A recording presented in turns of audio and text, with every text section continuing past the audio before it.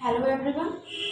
आज हम टेंस के लास्ट पार्ट को समझेंगे जिसका नाम है फ्यूचर टेंस। फ्यूचर टेंस को हिंदी में क्या बोलते हैं? भविष्य काल। तो सबसे पहला पार्ट उसका कौन सा है? Future indefinite tense. Future indefinite tense क्या है इसको समझेंगे, इसका रूल और इसके एग्जाम्पल से हम क्लियर करेंगे। तो पहले हम इसे थोड़ा समझते हैं। इस काल में हिंदी वाक्यों के अंत में क्रिया में गा गी गे लगा होता है तथा कार्य भविष्य में समाप्त होता है। मतलब जो भी काम होगा वो किस में समाप्त होगा? फ्यूचर में, है ना। रूल क्या है इसका? अफर्मेटिव या पॉजिटिव दोनों हम इसे बोल सकते हैं। इसे हिंदी में बोलते हैं स्वीकारात्मक वाक्य। रूल क्या है इसका? सब्जेक्ट प्लस हेल्पिंग वर्ब है इसकी विल या शैल प्लस वर्ब की first form plus object. Example देखते हैं इसका। हम तुम्हारे साथ एक मैच खेलेंगे। तो क्या बनेगा सेंटेंस? हम के लिए हमने लिखा वी, हेल्पिंग वर्ब वी के अकॉर्डिंग लगाएंगे तो क्या लगेगा? शैल। आई और वी के साथ हमें पता है कि शैल का यूज करते हैं, है ना। उसके बाद हमने खेलने की अंग्रेजी हमने लगा दी प्ले, क्योंकि फर्स्ट फॉर्म में तो प्ले ही रहेगी। उसके बाद ऑब्जेक्ट लिखेंगे हम मैच, तो ए मैच तुम्हारे साथ के लिए लिख दिया हमने विद यू। ओके, अब हम इसका नेगेटिव रूल देखते हैं क्या है। सब्जेक्ट प्लस हेल्पिंग वर्ब जो विल और शैल के जस्ट बाद में क्या लगा दिया हमने? नॉट प्लस वर्ब की first form plus object. Sentence हम जस्ट इसी का ही हमने बनाया है नेगेटिव।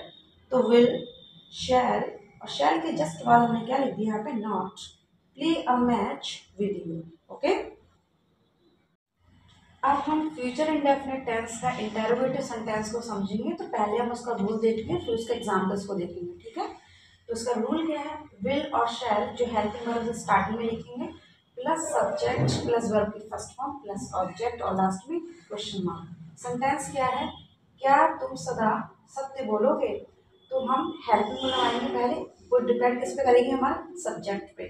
तो तुम लिखा है यहाँ पे तो उसके अकॉर्डिंग में लगा रही हूँ विल। उसका हमने क्या लिखा है? हम सब्जेक्ट तो लिख दिया यू सदा सत्य बोलोगे।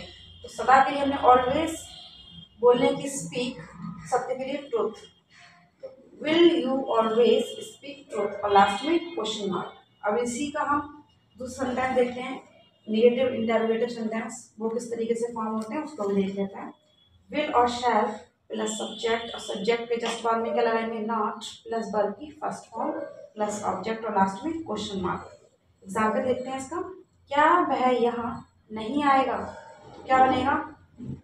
विल लगा दिया हमने helping verb according to subject plus E, और सब्जेक्ट के जस्ट बाद में क्या लिखा है यहाँ पे? नॉट। हमने यहाँ लिख दिया नॉट कम हियर। क्या हो गया यहाँ पे? ऑब्जेक्ट।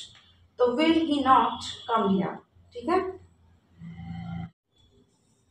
फ्यूचर इंडेफिनिट टेंस के question word W H family के जो सेंटेंसेस हैं उनको देखेंगे, उसका रूल और एग्जाम्पल्स। ठीक है, क्वेश्चन वर्ड डब्ल्यू एच ये मैं पहले भी क्लियर कर चुकी हूँ और वीडियोस में। ठीक है, रूल का मतलब क्या है, इसमें क्या कौन से वर्ड्स आएंगे? जैसे हमारा वेयर हो गया, ठीक है, वाई हो गया, वॉट हो गया। ठीक है, एच के अंदर क्या आएंगे?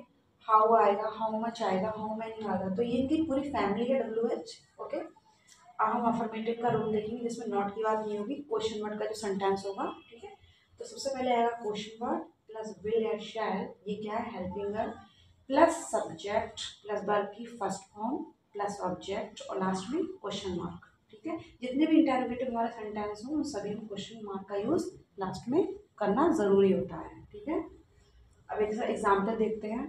चपरासी घंटी क्यों बजाएगा? ठीक है, तो वाई के बाद हम लिखेंगे विल। वाई विल क्या है? इसकी हेल्पिंग वर्ब, उसके बाद आएगा सब्जेक्ट द पियोन और फिर आएगी हमारी वर्ब। वर्ब क्या है इसमें? घंटी। तो घंटी के लिए हमने लिख दिया रिंग और लास्ट में ऑब्जेक्ट क्या आएगा? The bell. तो why will the peon ring the bell और लास्ट में question mark.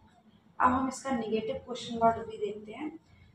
Question word plus helping verb will और shall plus subject plus not plus verb की फर्स्ट फॉर्म प्लस ऑब्जेक्ट और last में question mark. आपने यहाँ notice किया होगा सब्जेक्ट के जस्ट बाद में क्या है हमारा? नॉट। अब हम इसका एक सेंटेंस देखते हैं। चपरासी घंटी क्यों नहीं बजाएगा? जस्ट इसी का ही नेगेटिव बनाया है हमने। तो हम सबसे पहले क्वेश्चन वर्ड लिखेंगे वाई, फिर हेल्पिंग वर्ड आ गई हमारी will. Why will the peon और सब्जेक्ट के जस्ट बाद में क्या है? नॉट। हमने नॉट का यूज कर दिया। ठीक है, रिंग द बेल। तो why will the peon not ring the bell और लास्ट में क्वेश्चन मार्क। आई होप आपको क्लियर हो गया होगा।